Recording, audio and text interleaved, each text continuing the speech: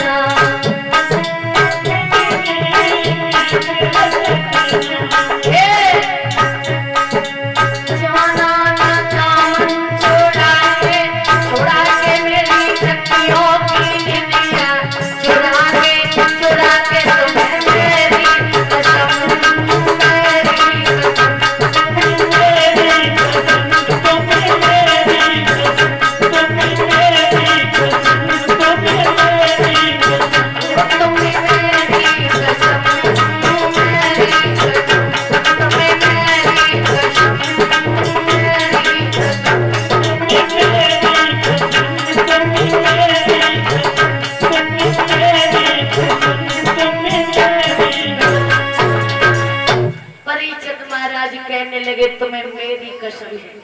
लगता है जिस समय से तुम्हें देखा है, लगता है अब तो मेरी रातों की नींद भी तुमने उड़ा दी, लेकिन लौट करके जरूर आना। महाराज उसी समय नागिनी कहने लगी है महाराज आप चिंता मत करो, मैं लौट करके अवश्य आऊंगी, केवल मुझे अमृत अपने पिता के पास